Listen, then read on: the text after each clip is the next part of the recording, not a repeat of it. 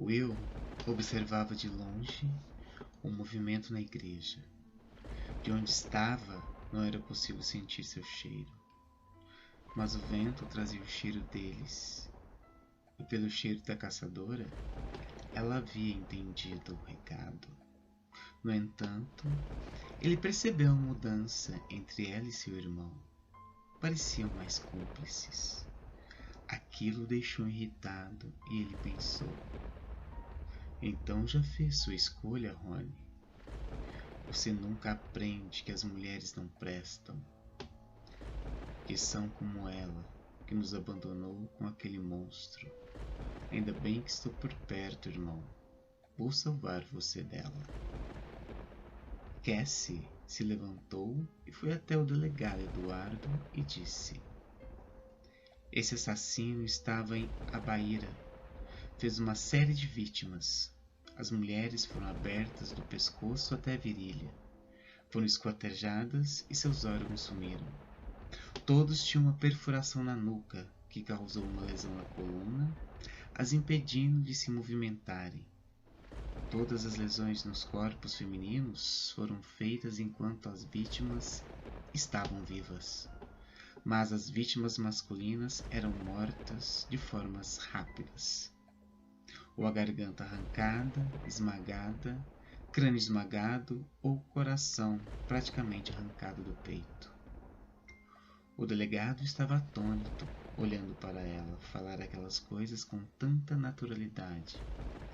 E depois de respirar fundo, perguntou: por que esse ódio contra as mulheres? E por que a igreja? Cassie olhou para Rony e ele se aproximou deles e disse: essa morte é um recado e uma ameaça. A cor da vítima e as tranças no cabelo representam a Lopes. Ele quer dizer que fará o mesmo com ela e que nem Deus vai protegê-la. Então, ele lhe conhece? Sim, delegado. Eu tenho perseguido esse desgraçado faz tempo. O delegado passou a mão pelo cabelo curto, depois pelo rosto, limpando o suor, e disse: houve um ataque numa fazenda aqui perto. Os homens foram mortos e os animais estavam dilacerados. Havia parte deles por todo o curral. Os empregados disseram que foi um ataque de um lobisomem, mas essas coisas não existem. Agora que explicou que é um psicopata, me diga, como ele conseguiu destruir o gado daquela forma? Cassie olhou bem nos olhos do delegado e respondeu: porque ele é um lobisomem, bem consciente do que faz. O homem a encarou por um tempo e disse, olhando os dois seriamente: olha aqui, tem uma mulher morta bem ali, uma jovem honesta que todos conheciam. Ela vinha todo final do dia vender seus cachorros quentes aqui na praça.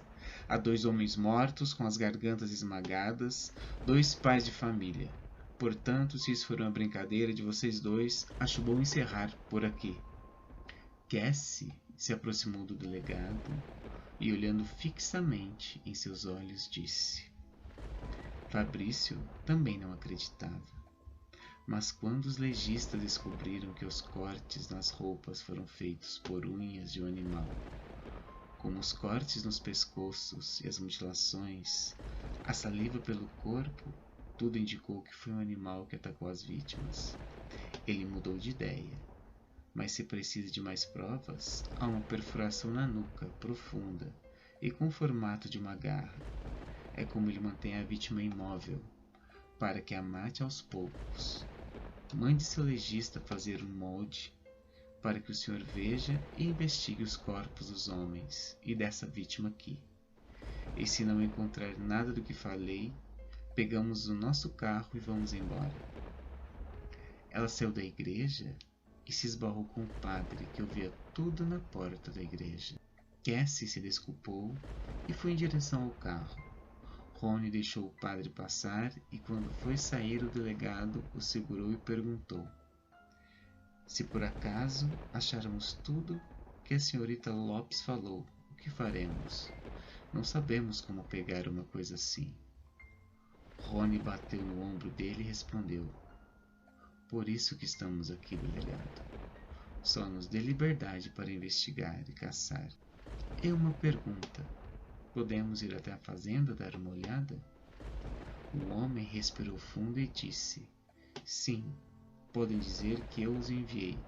É a primeira fazenda entrando na cidade. Rony agradeceu e foi até o carro.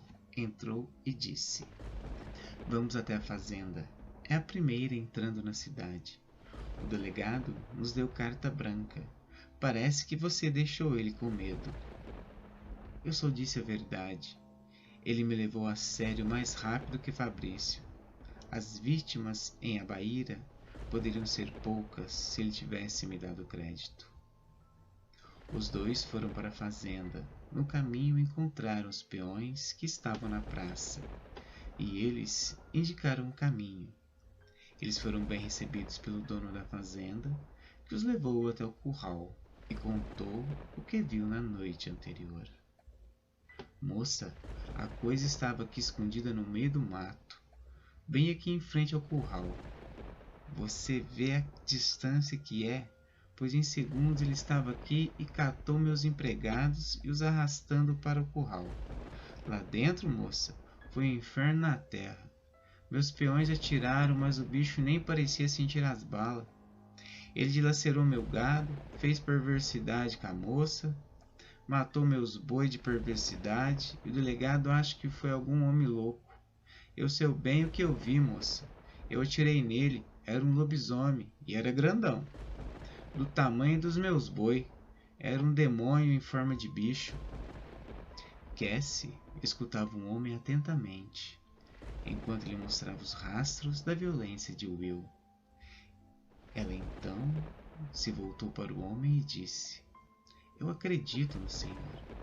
Tenho perseguido essa fera por várias cidades. De todas que já cacei, essa é a pior delas. Mas vou pegá-lo. Senhor, eu lhe prometo. O velho fazendeiro sentiu verdade nas palavras de Cassie e disse: se precisar de ajuda para isso, pode contar com meus homens. Eles estão à sua disposição. Cassie agradeceu e foi com Rony olhar o estrago no curral. Quando estavam a sós, ela disse para Rony: preciso que rastreie seu irmão. Quando achar para onde ele foi, voltaremos à noite e você o procurará. Como fera, eu sigo seu rastro. Rony a encarou por um momento e disse: você parece não ligar para a ameaça dele. Mas eu estou com medo, Cass. Eu estou com medo dele te machucar, dele. Ei, Rangel, não vai amolecer. Agora não é? Nem pense em me deixar de fora dessa. Tenho perseguido o seu irmão por muito tempo para ficar de fora agora. Ele se aproximou dela e mexendo em um de seus dreads. Eu gosto de você, Cassie. Eu não quero que o Will a machuque. Tenho medo de... Bom, não quero que ele te machuque. Ela segurou as mãos dele e disse: ele já fez isso, Rony. Cada vítima dele me machuca. Aquela garota na igreja foi a gota d'água. Eu entendo a sua preocupação. Por isso que vamos caçar juntos. Você como fera e eu como... eu. Rony riu e suspirou dizendo: gostei do caçar juntos. Espero que seja assim para sempre, porque eu não vou largar do seu pé, Cassie. Eu já esperava por isso. Rony fez o que ela pediu, andou pelo curral e no fundo percebeu um rombo por onde Will fugiu. Ele atravessou o buraco e deu a mão a Cassie para que ela atravessasse para o outro lado. Ele farejou o ar profundamente e sentiu o cheiro do rastro de Will e disse a ela: já sei que direção seguir. Cassie riu, um sorriso de satisfação, pois sentiu que aquela caçada estava chegando ao fim. Obrigado por ter acompanhado até aqui. Sejam bem-vindos as novas crianças ao nosso playground. Se gostaram, continuem, indiquem no nosso canal, comentem e compartilhem. E até o próximo Contos da Cripta, a Caçadora. e o lobisomem.